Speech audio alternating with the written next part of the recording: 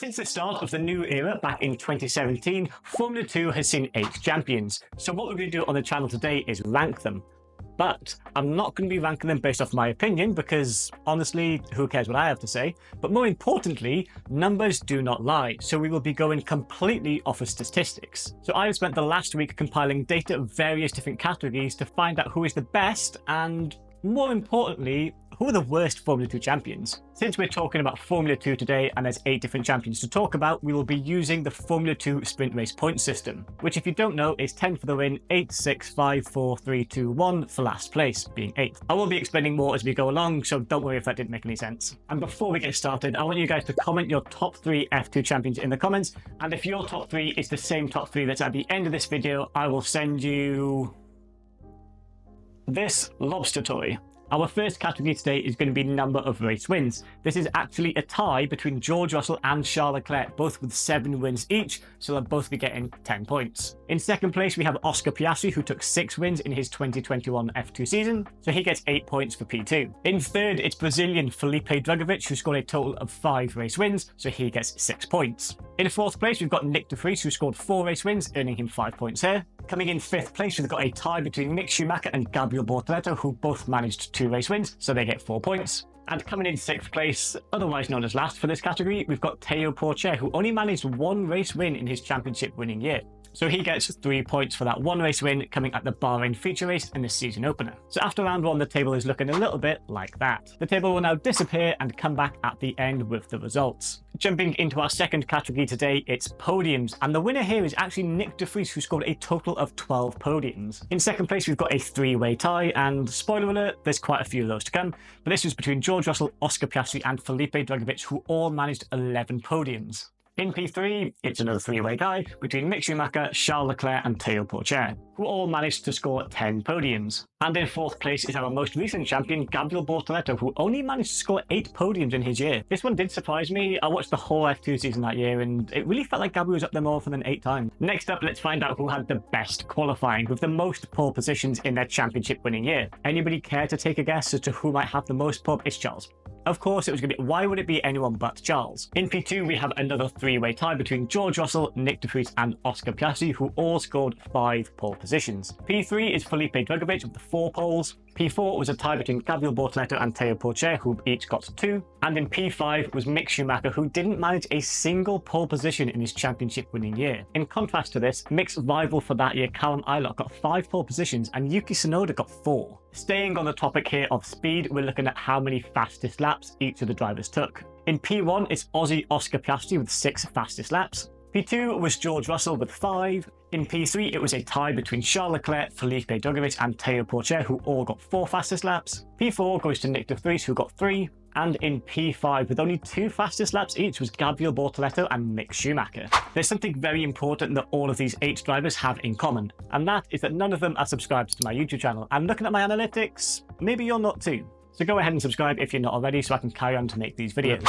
Now back to the list, and it's a big one. Total points scored in championship winning year. The most dominant driver in this category was George Russell with a whopping 287 points in his championship winning year. In P2 and just 5 points behind is Monegasque Charles Leclerc with 282 points. In P3, we have Nyck de Vries with 266 points, Felipe Drugovich in P4 on 264 points. In P5, it's Oscar Piastri with a very annoying 252.5 points. P6 was Mick Schumacher with 215. In P8 is Gabriel Bortoleto with 214.5. And in P8, we've got Théo Pourchaire, who only managed to score 203 points in his championship winning year. This is a massive 84 points behind George's total. Sticking with the theme of points, we're going to be looking at the points share percentage that each of the drivers took. This is just a percentage of the total points available that could have been scored that the drivers managed to get. So in P1, we have Charles Leclerc, who managed a massive 53% point share. P2 goes to Oscar with 51%. P3 with exactly 50% was Nyck de Vries. In P4, we've got George Russell on 49. Felipe Drugovich was in 5th with 48%. I don't think my dog likes Drugovich. Felipe Drugovich in P5 with 48%. In P6, we've got Teo Porcher with 40.9%. And in P7, Gabriel Bortoleto with 40.1%. And in last place, and the only driver to drop below the 40% mark, was Mick Schumacher with only 37% point share. Our next category up is the winning margin. Basically, how many points ahead you were of P2. And some of these are a lot closer than others. Our biggest winning margin came from Felipe Drugovich with a massive 101 points finish ahead of fellow Formula 2 champion Teo Porcher. In P2, we have Charles Leclerc with a 72-point advantage over Russian driver Artem Markelov. In P3, we have George Russell with a 68 points advantage over... In my script for this bit, I put championship leader Lando Norris, but then Jeddah happened. In P3, we've got George Russell with a 68-point advantage over Lando Norris. In P4, we've got Oscar Piastri with a 60.5-point advantage over Robert Schwartzman, his teammate. In P5, we've got Nick de Vries with a 52-point advantage over his championship rival. But who was his championship rival that year, I hear you ask? Okay, yes, his championship rival was Nicholas Latifi, but Latifi did an okay-ish job sort of that year in F2, but not really. But if you think that's bad, just wait until you find out who Nick de Vries' teammate was in Formula 2. Anyway, in P6, we've got Gabriel Bortoleto with a much narrower margin of 22.5 points over Isaac Hadjar. In P7, and getting a lot closer now, we've got Mick Schumacher with a 14-point advantage over IndyCar driver Callum Ilott. And in last place, we've got Teo Porcher, who only managed to win the title by 11 points from Mercedes reserve driver Frederick Besti. I think it's interesting that only one of these title fights came down to teammates in 2021 with Oscar Piastri and Robert Schwartzman. Speaking of teammates, wow, what a seamless segue. Let's take a look at how everyone did up against their teammate, because yes, this is a spec series, but you can only really compare teammates to teammates. The most dominant teammate battle we saw was in 2019 at ART with Nick de Vries, where he absolutely wiped the floor with his teammates. Now, his teammate that year wasn't the most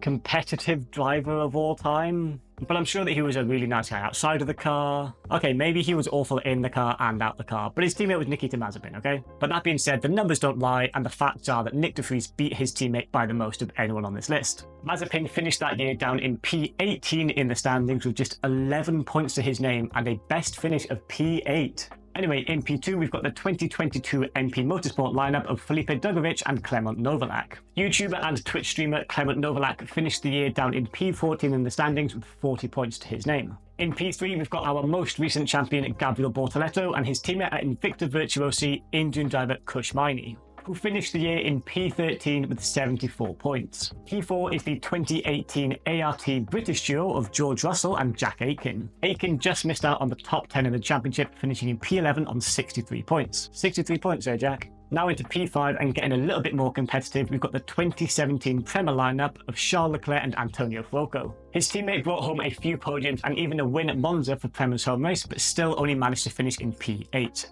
But he did manage to score 98 points that season. P6 goes to the 2023 ART lineup of Teo Porcher and Victor Martins. Victor managed to score P5 in the championship with 150 points. This was also his rookie year after having won the Formula 3 championship the year before. Very impressive. In P7, we have the 2020 Prema lineup of Robert Schwartzman and Mick Schumacher. Robert Schwartzman managed to score 177 points and finish P4 in the standings. So for the next year, Robert was probably thinking, I'm going to be the number one at Prema, next year is going to be my shot at the F2 title. That was until Oscar Piastri happened, which leads us on to P8, the 2021 Prema lineup of Oscar Piastri and Robert Schwartzman. As I mentioned earlier, these two did end up fighting for the title. Of course, Oscar did go on to win the title, but Schwartzman scored an impressive 192 points and finished in P2. Winning a Formula 2 championship, or any championship for that matter, requires a huge amount of consistency. So let's take a look at the average finishing position. In first place, you've got Felipe Drugovich, who completed 26 races. Out of those 26, his average race finish position was 4.53. In P2, we've got Oscar Piastri, who completed 21 races, averaging 4.571. In P3, and very close behind, was Charles Leclerc, who completed 19 races, who had an average finishing position of 4.578. P4 goes to Nick de Vries, who finished in 22, with an average of 4.63. In P5, we've got Mick Schumacher, who finished 23 races with an average of 4.69. Down into P6, we've now got George Russell, who finished 21 races, with an average of 4.76. In P7, we've got Gabriel Bortoleto with a 5.07 average out of his 26 races. And in last place, you've got Teo Porcher with a pretty low average compared to the others on this list. From his 24 races, his average was 6.41. Now it is the moment that you have all been waiting for. Who is the best and who is the worst? In last place, we've got Teo Porcher, who only scored 29 points across my completely arbitrary made-up number system. In P7, just 1 point higher with 30 is Mick Schumacher. In P6, we've got Gabriel Bortoleto with just 33 points.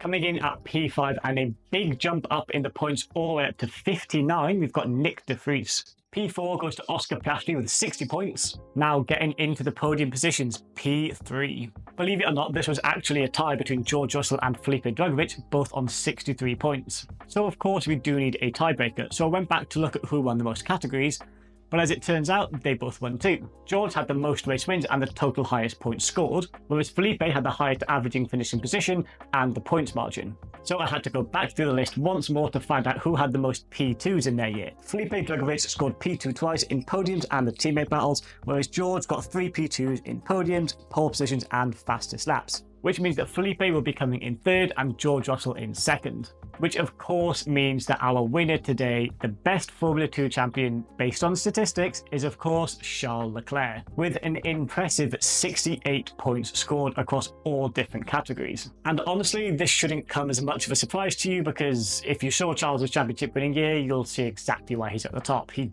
dominated that year. But there are a few on this list that did come as a bit of a surprise. In particular, Gabriel Bortoleto being in P6, that was quite surprising. But saying that, Bortoleto did win in his rookie year. Drivers like Porcher, Drugovich, de Vries all did it on their second or maybe third attempt. A lot of people claim that Teo Porcher should have had a Formula 1 seat. But when you look at all of these numbers and all the statistics, you can maybe see why he didn't get that call up.